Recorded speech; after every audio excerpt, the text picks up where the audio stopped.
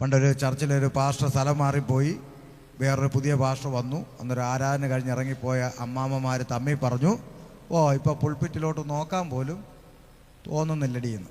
അതെന്നാന്ന് ചോദിച്ചാൽ പറഞ്ഞു, ഓ പുള്ളി കരിക്കലം പോലെ ഇരിക്കുന്നു എന്ന്. വന്ന പാസ്റ്റർ കരിക്കലം പോലെ ഇരിക്കുന്നു. നേരത്തെ ഇരുന്ന പാസ്റ്റർ ആപ്പിൾ പോലെ ആയിരുന്നു, ഇപ്പോൾ വന്നവൻ കരിക്കലം പോലെ ഇരിക്കുന്നു. അതുകൊണ്ട് പുൾപിറ്റിലോട്ട് നോക്കാൻ പോലും തോന്നുന്നില്ല. സത്യത്തിൽ ഇവരെന്തിനാ ചർച്ചയിൽ വന്ന്? മനസ്സിലായോ? ഒരു പാസ്റ്ററെ കാണാനല്ല നമ്മൾ ദൈവസഭയിൽ വരുന്നത്, നമ്മുടെ കർത്താവിനെ കാണാനാണ്.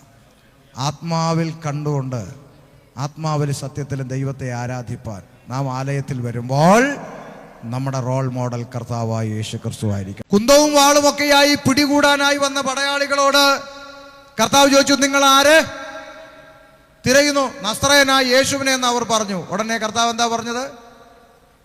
അവരെ വിട്ടേരെ, അവരെല്ലാം വിട്ടേരെ. നിങ്ങൾ അന്വേഷിക്കുന്ന ആള് നമ്മളെ കാണുമായിരുന്നെങ്കിലും. ഞാൻ ഒരു തെറ്റും ചെയ്തിട്ടില്ല, ഇവനാണെന്നെ.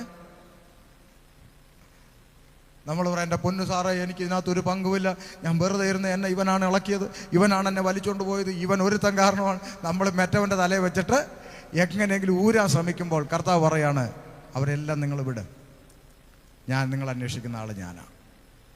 സ്വയം ഏൽപ്പിച്ചു കൊടുക്കുന്ന ത്യാഗം, ഇതാണ് പൗലോസിൻ്റെ റോൾ മോഡൽ.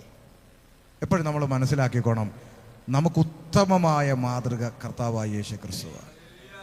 നമ്മൾ ഒരു പാസ്റ്ററിനെയും ഒരു മനുഷ്യനെയും റോൾ മോഡലാക്കിക്കൊണ്ട് നമ്മൾ വിശ്വാസ ജീവിതത്തിൽ ഇറങ്ങണ്ട.